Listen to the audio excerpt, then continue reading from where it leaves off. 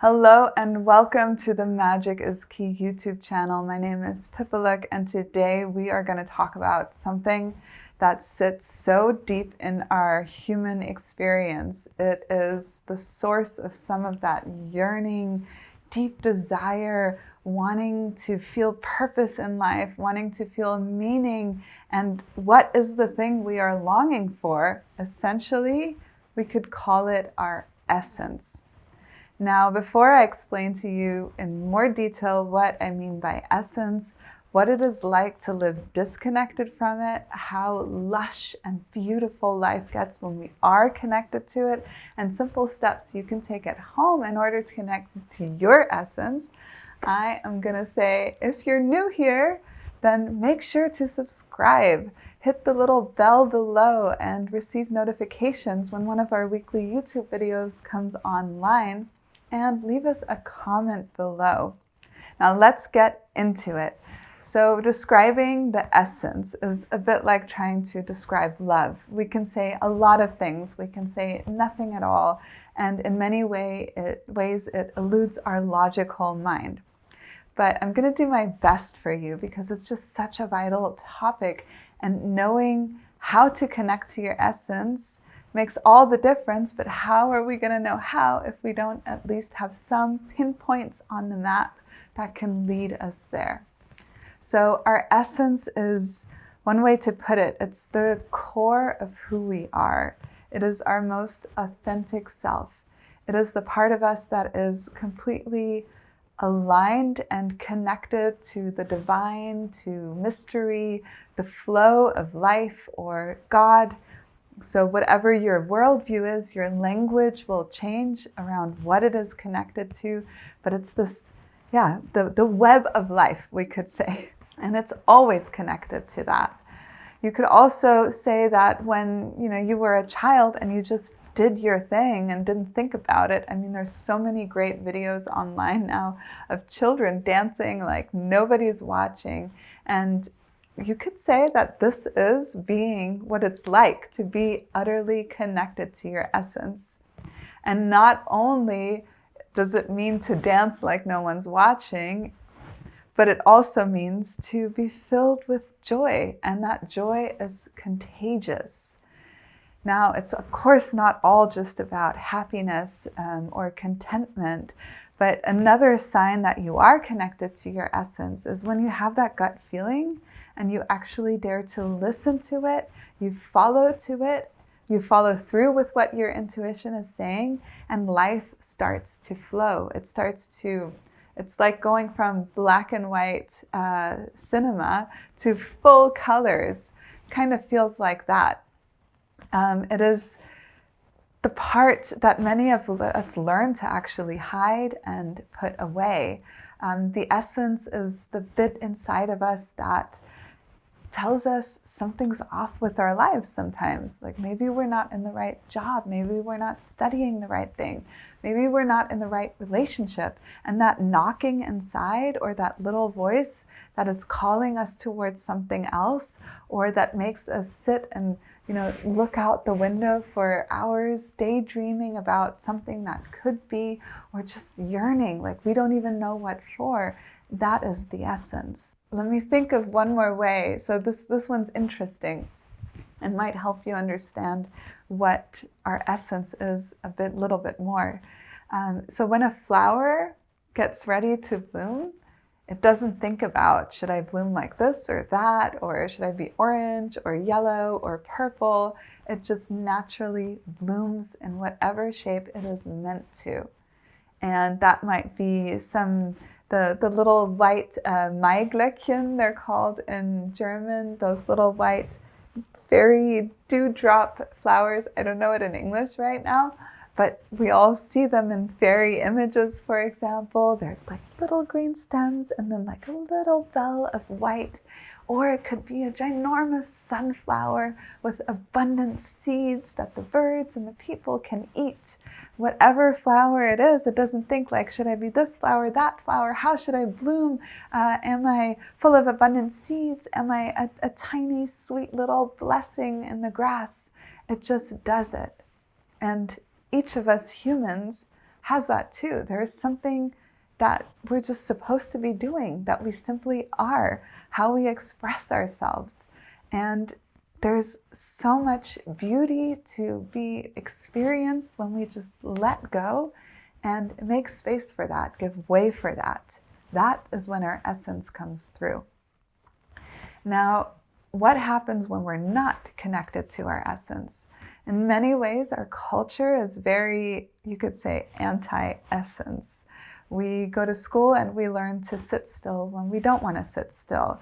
I used to not be interested in school very much and would read my books under the table and get in trouble for it, and had to unlearn reading books I was interested in for the sake of what the school system taught me.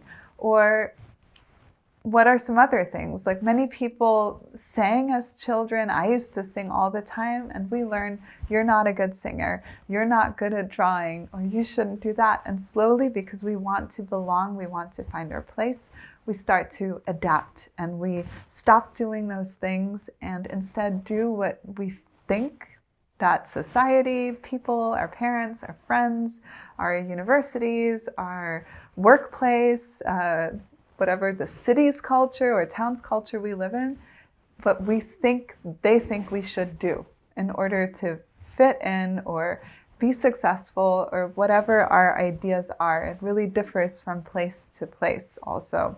Where we live makes a huge difference in who we interact with. So when we're disconnected from our essence, we really see so many people experiencing that these days. There is this low level of anxiety. It can show itself also in chronic forms of stress. We might feel that we're always getting sick or our health is a little bit off, low energy. We feel drained by the relationships we're in or the work that we're doing. There's this sense that things are always going wrong in our lives or kind of stagnant, a lack of feeling meaning and purpose. That can show itself in the sense of emptiness, like something is missing and we don't really know what, or we're bored and we shouldn't be.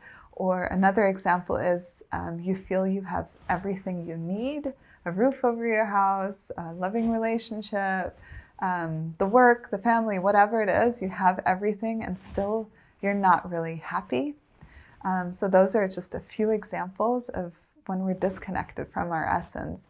And if we look around in society, read the news, even watch TV shows or movies, so many of them are about being disconnected from your essence and finding your essence.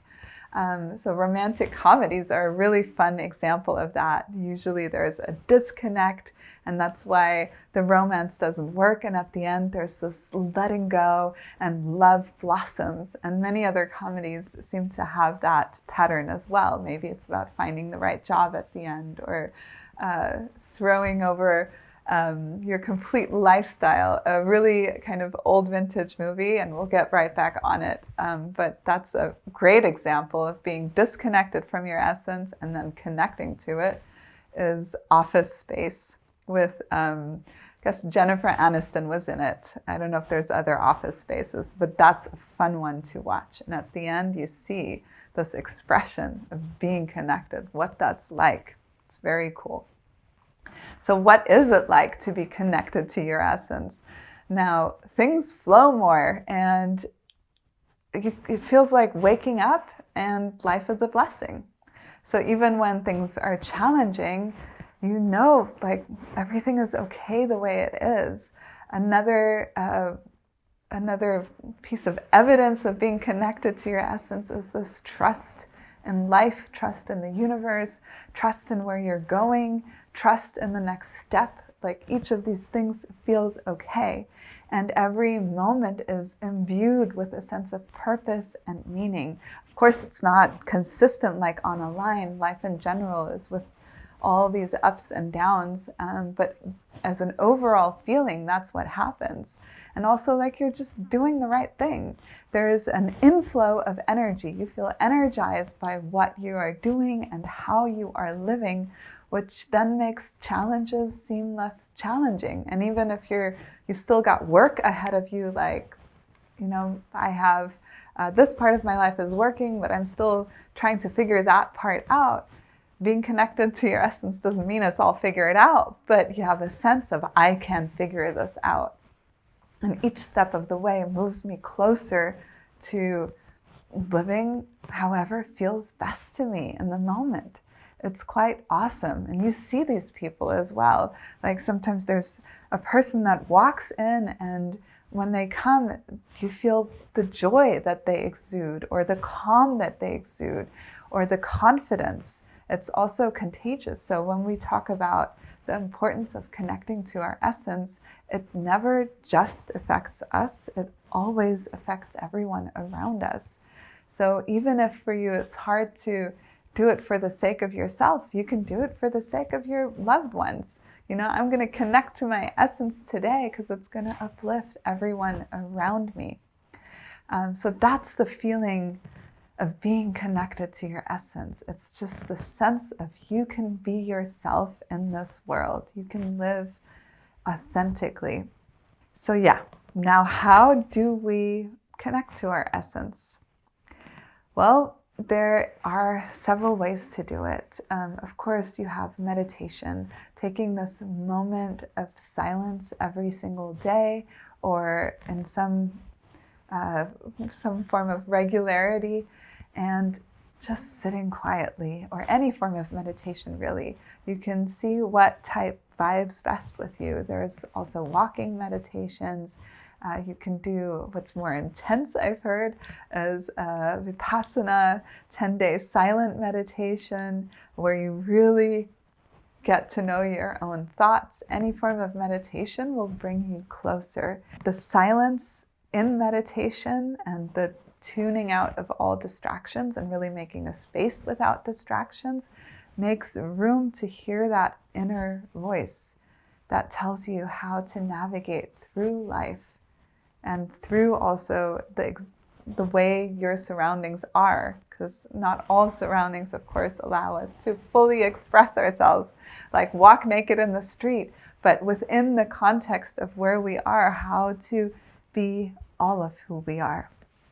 Other ways are to take a look at your life. Journaling can be really effective for this, or voice memos, and reflect on what drains you, what makes you feel down, what exhausts you, to just bring forward the voice that can look honestly at where you are not allowing yourself to connect to who you are. Maybe that's work. And if you start journaling about work all the time and you look at it, then you get to see that maybe it's not just the job that it's about. Maybe you love the job, but it's the people, for example, or the people are great, but the work you're doing is not at all in alignment with who you are. And once we reflect on those things in detail, then we can really adjust and change course, because we're starting to get to know ourselves, so we can look outward at opportunities that allow us to align more with ourselves and our essence. Now, ceremony and ritual are also fantastic ways to tune into who you are. I often feel like ritual and ceremonies are these gateways that allow our emotions to flow. And when the floodgate of emotion opens, a feeling of sensation, then underneath we can discover more of the pearl that is our essence, that is who we are. And if you would like more guidance in getting to know your essence or journeying to your essence, then the Magic is Key course, Journey to Your Essence, it's on our website, or you can join our membership, because then you get it all included. But Journey to Your Essence, it's this deep dive through all the onion layers of our being. So this is more expansive than a regular practice and really gives you full guidance. First, you look at all these layers you've built around yourself. I mean, from the clothing we wear, to who we say we are, to what we like, dislike, our relationships, and so forth, are all layers of our person but they are not our essence. So we move through them, and then we journey at the end of the course to this magical place within that we have called the Cave of Stars, or the Infinite Cave of Stars, to meet and spend time with our essence. And then there's a slow journey outwards again, where we put these layers of our expression upon us once more, or choose perhaps not to. And this journey is really what we've heard from people, and also in my own experience. It's profound, it's clarifying, it gives this deep sense of expansive meaning and connection to ourselves. And also, as a side effect, there's this sense of calm when we move into life and through life, because we have seen our essence, and this not only just in our body or as some vague concept, but in this magical space within the context of a ritual. And a ritual really works on all your senses, and thereby affects your subconscious in a very different way than thinking about it, for example, or even having a day-to-day meditation. It can do in one session what meditation maybe does over the course of several months. So it's a very powerful experience. And yeah, for that, if you want to experience that, head on over to our website, magiciskey.com/courses, and you'll find the course there. And if you decide to join our membership, which you can always decide later. If you buy the course, you get a discount.